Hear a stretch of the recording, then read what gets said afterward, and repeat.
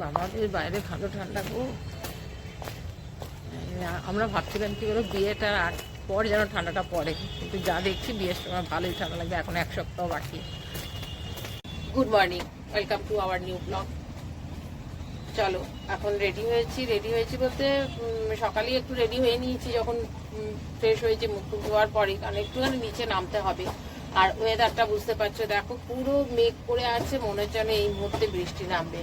আর অদ্ভুত টাইপের ঠান্ডাও লাগছে। আর এখানে তো বেরোনোই যায় না, আমি ভিডিওটা করার জন্য দরজাটা খুলে একটু বেরোলাম।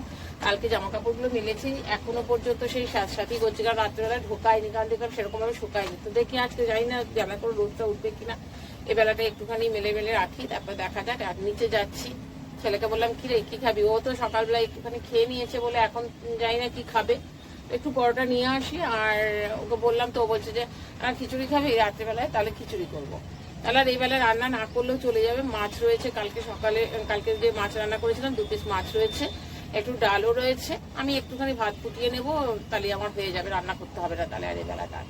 আর ইচ্ছে ছিল আজকে সকালবেলা একটু ছবিদার বাড়িতে চলে যাবো, যা ওয়েদার গিয়েও ভালো লাগবে না। তা দেখে একটু বেলা করে যদি রোদ ওঠে তখন হয়তো চিন্তা ভাবনা করেছি যাব। আমাদের বিয়েও তো চলে এলো ধরো। আমি এখনো এই ছেলের সাথে বকবক করছি, আমি কিচ্ছু করিনি। মানে এই যে এতদিন ধরে ড্রেস পরবো, ড্রেসগুলো যদি ঠিকঠাক করে আগে থেকে পরিপাটি করে রাখি, যে এটা এই দিনে পরবো, এটা এই দিনে পরবো, তাহলে সুবিধা হবে। কারণ একবার যাওয়া একবার আসা, জানি না কিভাবে ম্যানেজ করবো।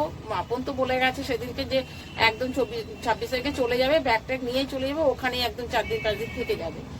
তো যেহেতু সামনে আছে, হয়তো রাত্রেবেলা হয়তো 26 তারিখ রাত্রে থাকবো হয়তো, তো বাকিগুলো চলে আসবো, এসে আবার সকালবেলা উঠে যাবো। কারণ রাত্রেবেলায় কি বলতো একটুখানি ঠিকঠাক ঘুমটা না হলে না আমার শরীর আবার পরের দিন ঠিক ইয়ে করে না। তো 26 তারিখটা ইচ্ছা আছে, 26 তারিখটা থেকে যাবো। কারণ না হলে ভোরবেলা 4:30টার সময় এই ঠান্ডার মধ্যে আবার কে নিয়ে যাবে আমাকে।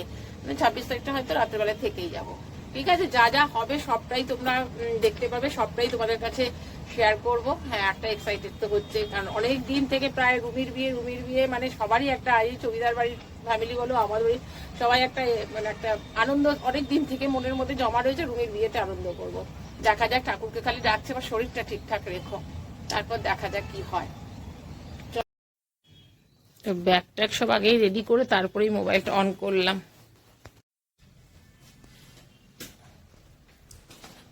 ইচ্ছে করছে না, কিরকম একটা ওয়েদার বিচ্ছিরি করে আছে না, আর কি অন্ধকার দেখো, লাইট না জ্বালালে পুরো অন্ধকার হয়ে থাকে।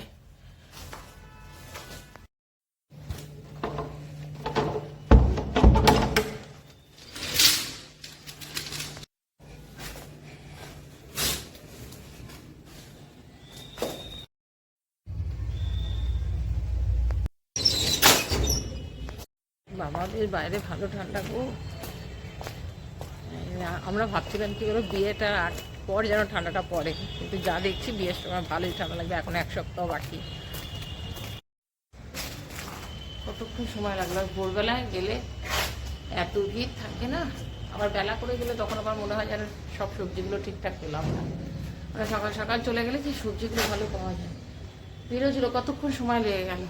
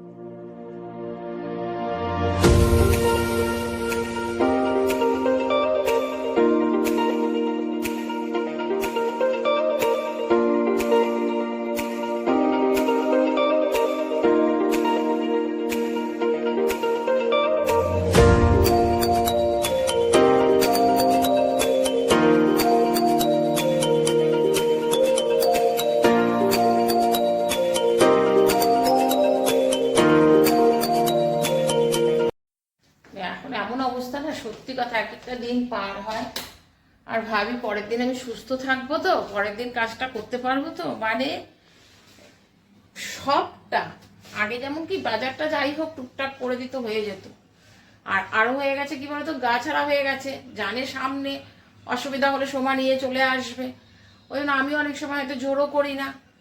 এই যে ফ্রেশ সকালবেলায় উঠে নিয়ে আসবার জিনিসগুলো ভালো বিক্রি করে, খুব সুন্দর জিনিস বিক্রি, একটু বেলা হয়ে গেলে কি বাছাই পড়ে যায় সব জিনিসগুলো, কারণ মোটামুটি এই সুকান্ত পল্লী বলো, এই আমাদের লিঙ্ক পার্কে বলো, ম্যাক্সিমাম অনেকটাই এই দিক থেকেই বাজারটা করে নেয়। মাছও দেখলাম আজকে অনেক রকম মাছ নিয়ে বসে, মাছের দোকানে আর যাইনি, আর কালকে ভোলা মাছ রান্না করেছে, ওটা রয়ে গেছে, আর বেশি দিন হয়ে গেলে না খেতেও ইচ্ছে করে না।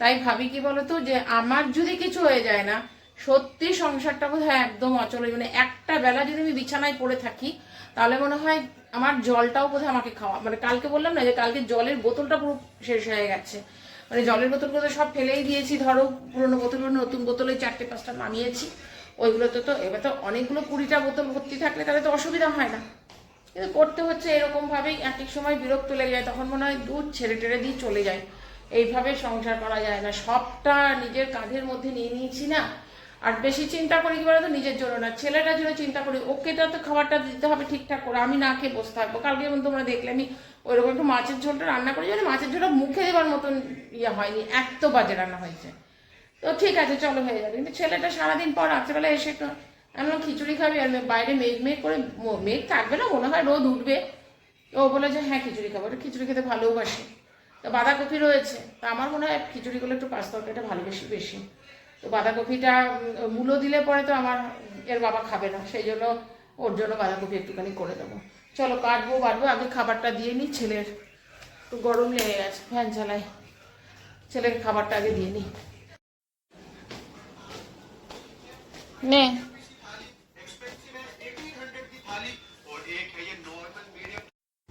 বিছানা কিচ্ছু গোছানো হয়নি, সবটা করতে হবে, আগে একটুখানি এডিটিংটা কমপ্লিট করে নি বসে, কারণ এবেলায় আর কিছু করবো না, খালি একটুখানি ভাত করবো হয়ে যাবে, সেটা পরে গরম গরম ভাত করে নেবো, হয়ে যাবে, মাছের জলদি খেয়ে নেবো, খালি কাটা বাটা তরকারিগুলো করবো, না হলে বিকেলে করবো, অসুবিধা নেই, আগে এডিটিংটা কমপ্লিট করে।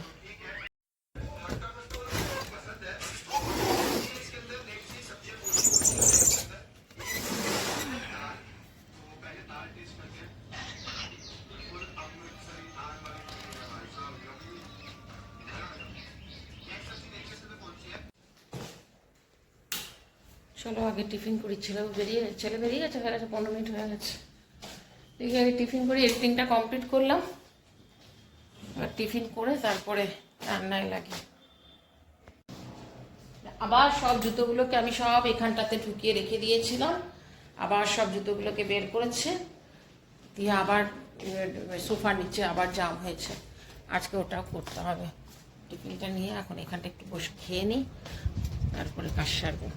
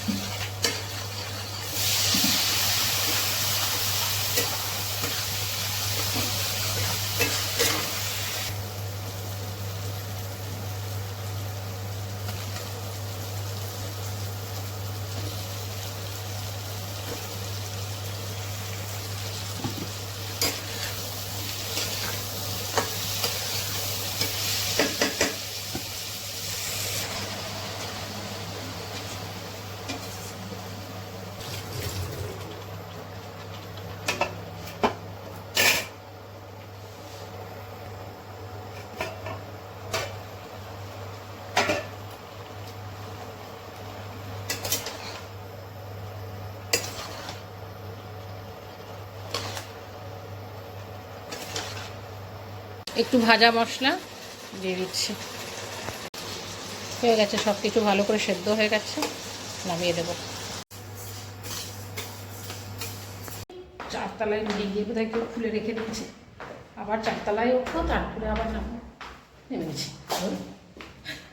নামার সময় অসুবিধা হয় না, ওঠার সময় অসুবিধা হয়। চললাম তাড়াতাড়ি করে, রান্নাবান্নাটা সারলাম।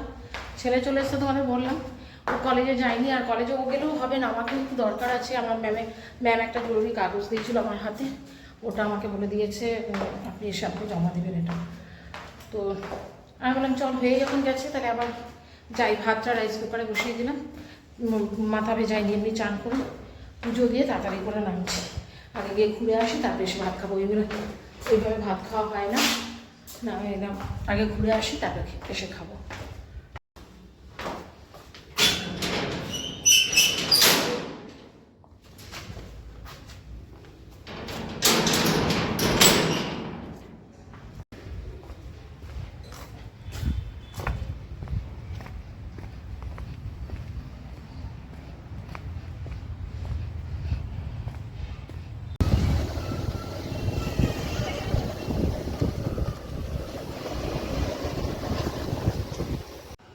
চলো, এই জাস্ট ঢুকলাম, বাজে কটা, পুরো 3টে বাজতে 10-এ ঢুকলাম। হাত পাটা ধুলাম, কি হয়েছে না হয়েছে পরে বলছি। তবে এখনও পর্যন্ত কাজটা ফাইনাল হয়নি, কালকে হয়তো ফাইনাল হবে, মোটামুটি হয়ে এসছে। ঘটনাটা তোমাদেরকে পরে বলবো, আগে সমস্ত কিছু ফর্মটা জমা পড়ুক, তারপরে বলবো ঘটনাটা কি ঘটেছে। তো আজকে মোটামুটি হয়ে গেছে সব কিছুই, কিন্তু একটা এই টাকার অ্যামাউন্টটার পেন্ডিং ডিউ, মানে এখান থেকে কাটা হয়ে গেছে, কিন্তু ওখানে দেখাচ্ছে পেন্ডিং, বলছে কালকে হয়তো বেরিয়ে যাবে ওটা। যাই হোক, এখন বসলাম খেতে। যাবার সময় চানটা করে বেরিয়েছি পুজো দিয়ে, একটুখানি সবজিটা খেয়েছিলাম, যে সবজিটা টেস্টি খুবই সুন্দর হয়েছে, কিন্তু হয়ে গেছে মানে একটু নুনটা কম হয়েছিল। বিকেলবেলায় একটুখানি নুন দিয়ে একটু ইয়ে করবো, নাড়বো। আর করেছি তো বাঁধাকপি, তোমরা দেখেই নিয়েছো, আর কালকের একটু ডাল আছে। ছেলেকে বললাম ডিমের অমলেট করে দেবো, বলছে না থাক। তো আমি বললাম যে ঠিক আছে, খেয়ে নিই। বাবাই চলে আয়, চলো লাঞ্চ করি, পরে আবার তোমাদের সাথে কথা বলছি। বাইরেটা না কেমন মেঘ করেছে, তাই জন্য অন্ধকার না, এখন থেকে অন্ধকার, অবশ্য 4টে বেজে গেছে। এখন আমি কি খাচ্ছি জানো, দেখো বুঝতে পারবে না, কদবেল মাখা। আজকে না বিকেলে যে সেই এসে পরে খাওয়া দাওয়া করে বসেছিলাম, একবার উঠেছিলাম, উঠে পরে একটুখানি চা করেছি সন্ধ্যেবেলায়, তারপরে আবার গিয়ে বসেই গেছি। লাইট জ্বালাই, একবার উঠেছি চা করেছি, দিয়ে ভেবে খালি তো খিচুড়িটা করবো, আনলাম একটু রাত করে করলে কি গরম থাকবে, তারপরে কালকে যদি সকালে টিফিন নিয়ে যায়, চলে এসছে। আমি তখন বললাম ইয়ে করতে, চিনি নিয়ে আসতে, না আনি দিয়ে চলে যাচ্ছে, আবার কথা বলতে। কিরে, তোকে আজ আমি চিনি আনতে বলেছিলাম যাবার আগে, দাঁড়া আমার চিনিটা নিয়ে আয়, আগে টাকা দিয়ে দিই। চালটা সকালে তো ডালটা তখনই ভিজিয়ে রেখে দিয়েছিলাম,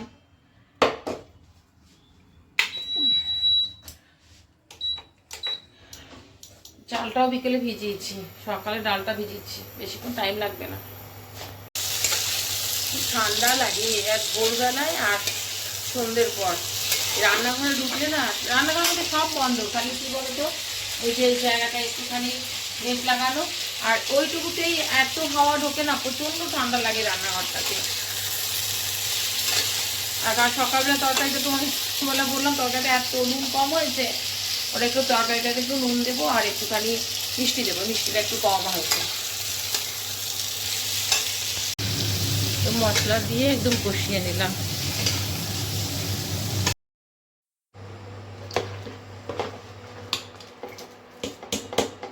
চলো, গরম গরম খিচুড়ি, কফি টফি সবই দিয়েছি। সিমগুলো বোধহয় গলে গেছে, সিম আর পেলাম না, একটা দুটো পেলাম।